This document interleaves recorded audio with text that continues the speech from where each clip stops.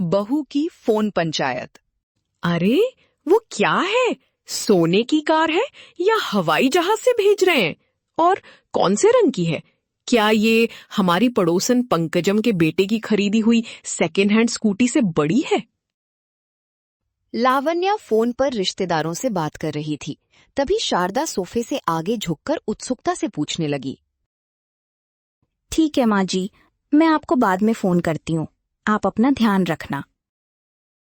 सास जी, वो कोई बड़ा उपहार नहीं है। मेरे मामा मामी ने सुजाता की शादी से पहले कुछ भेजा है। बड़ा नहीं है, उनकी बातों से ही मुझे पता चल रहा है। अब देखना, ये बात जानकर पंकजम का चेहरा कैसे उतर जाएगा। उसे बहुत घमंड है। माँ फिर शुरू हो गई।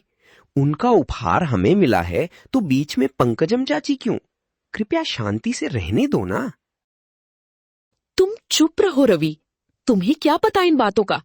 उस पंकजम ने कल अपनी बेटी के लिए आए रिश्ते के बारे में कितना बढ़ चढ़कर बताया था। अब हमारी सुजाता को उससे भी अच्छा रिश्ता मिलेगा। ये उपहार ही इसका सबूत है। हाँ सास जी, वैसे भी उपहारों से ज्यादा दिलों का मिलना जरूरी है ना। दिल मिलने चाहिए और उनके चेहरे भी खूब उतरने चाहिए, तभी मुझे पूरी संतुष्टि मिलेगी। तुमने उस फोन पर क्या कहा? क्या तुमने जोर देकर कहा कि उपहार बहुत महंगा है या नहीं?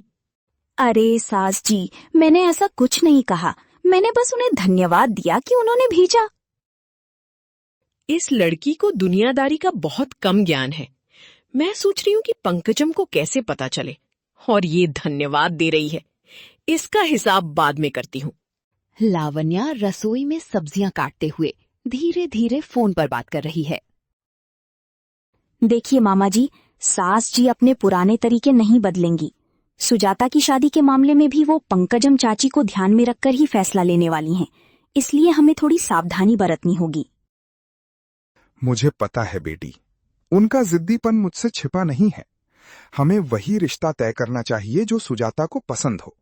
उसके लिए क्या करना है तुम ही बताओ।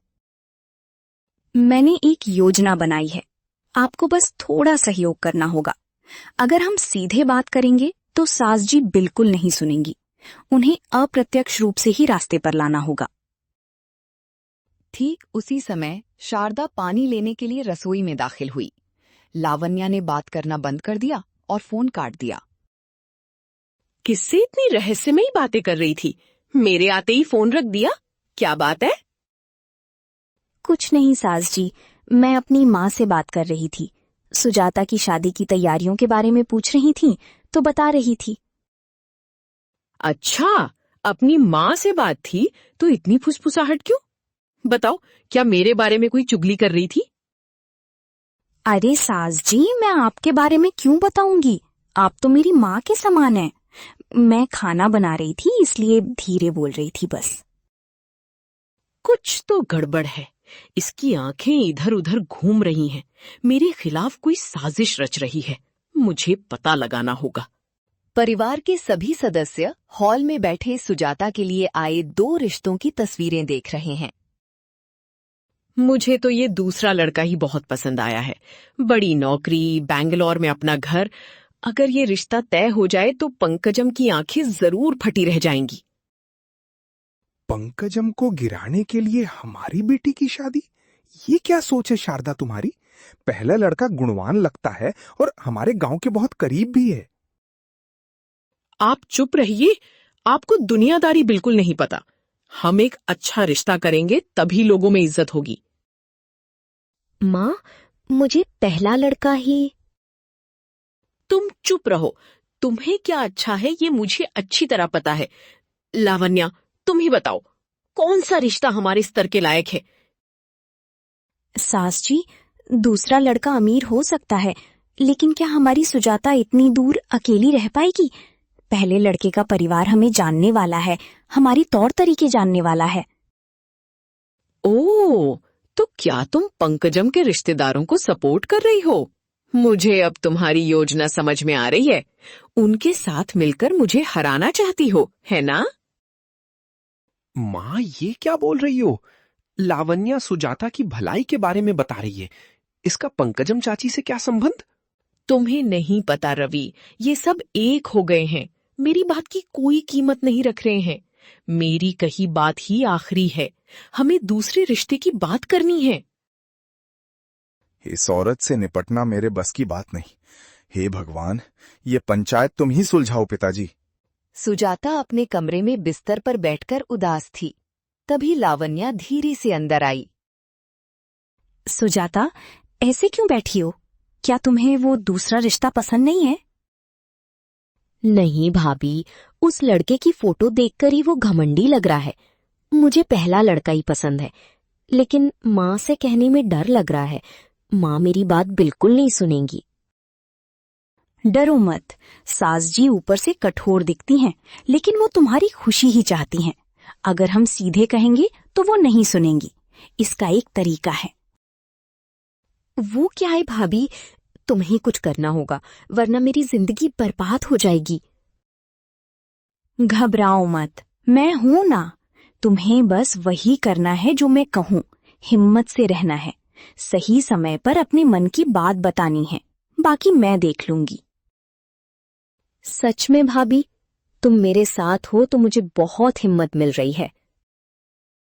बेचारी सुजाता, सास जी की जिद के कारण उसकी जिंदगी दांव पर नहीं लगनी चाहिए। इस नाटक का किसी न किसी तरह जल्दी अंत करना होगा। लावण्या सोफे पर बैठी अपने फोन पर दूर के रिश्तेदारों से वीडियो कॉल पर बात कर रही थी। उसी हॉल में एक कोने में कुर्सी पर बैठी शारदा अखबार पढ़ने का नाटक करते हुए कान लावण्या की तरफ लगाए हुए थी। हाँ माँ जी, शादी की सारी तैयारियां बहुत भारी पड़ रही हैं। मेहमानों की सूची में भी कुछ बदलाव करने पड़ेंगे। कुछ पुराने लोगों को छोड़ना ही पड़ेगा। भार और पुराने लोगों को छोड़ना शब्द सुनते ही शारदा ने हाथ में पकड़े अखबार को गुस्से से मोड़कर बगल में रख दिया। देखा, शादी की तैयारियां भारी पड़ रही हैं। पुराने लोगों यानी मुझे हटाने की योजना बना रही है। इतनी हिम्मत इसकी। शारदा गुस्से से लावण्या के पास चलकर आई।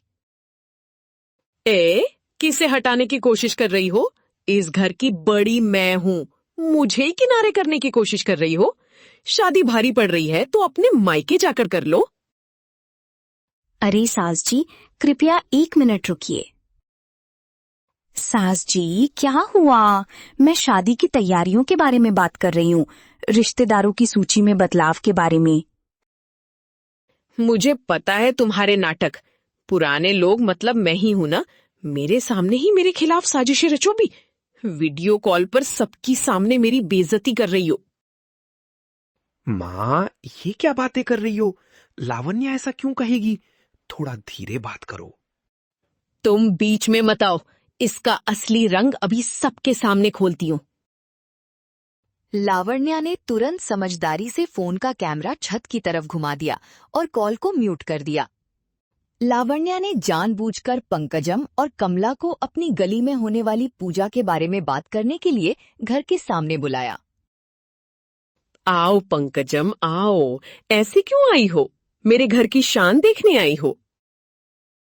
तुम्हारे घर की शान क्या है मुझे पता है शारदा। लावण्या ने बुलाया तो आ गई। वैसे तुम्हारी बेटी की शादी है ना? कौन सा रिश्ता तय किया है? बताओ, क्या वो हमारे रिश्तेदार के लड़के से भी अच्छा है? अच्छा, आसमान को सीढ़ी लगाने जितना अच्छा है?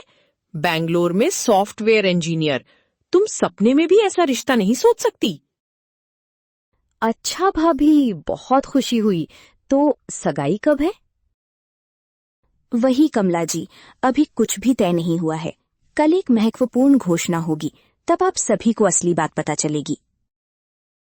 लावण्या की बातों से शारदा और पंकजम दोनों ने आश्चर्य से एक दूसरे के चेहरे देखे। घोषणा? ये क्या नया है? मेरी मर्जी के बिना क्या फैसले ले रही है? इसका अंत देखना होगा। कुछ तो गड़बड़ है।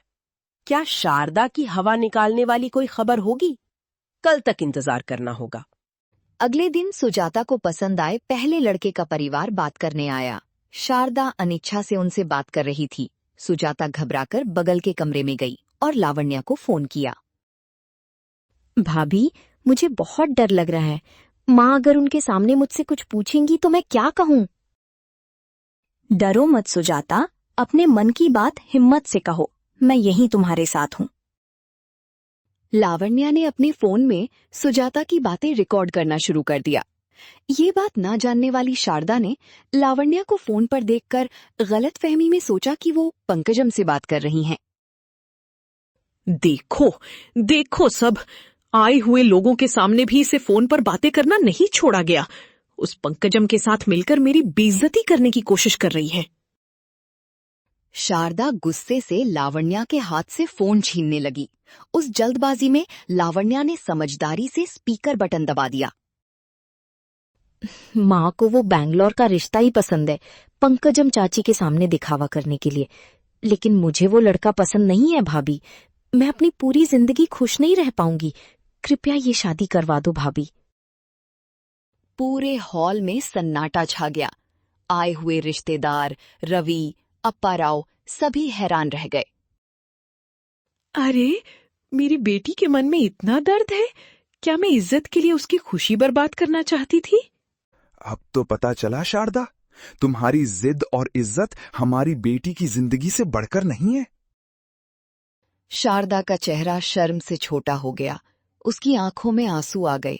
वो धीरे से आए हुए रिश्तेदारों की ओर मुड़ी। माफ करना, मैं बच्ची के मन को समझ नहीं पाई।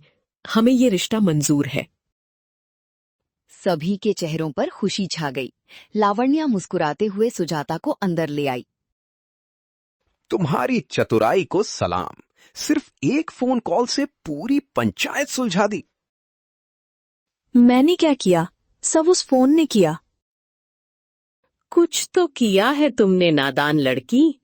ठीक है, पहले सबके लिए कॉफी लाओ। शादी की बहुत तैयारियां हैं। हॉल के अंदर से बातें सुनकर घर के सामने उत्सुकता से खड़ी पंकजम और कमला ने एक दूसरे के चेहरे देखे। सुना कमला, शारदा की इज्जत गंगा में मिल गई। बैंगलोर का रिश्ता बताकर कितनी दिखावा बघारी थी। हाँ पंकजम, लेकिन वो बहू लावण्या बहुत होशियार है। बिना झगड़े के काम कर दिया। होशियार तो है, वैसे भी शारदा को अच्छा सबक मिल गया। अब अगर वो झगड़े छोड़ दे तो भी बहुत है। दोनों हंसते हुए अपने घरों की ओर चल दिए, मानो शारदा के घर में शुरू हुई नई शांति के लिए अपनी मौन सहमति दे रहे हों।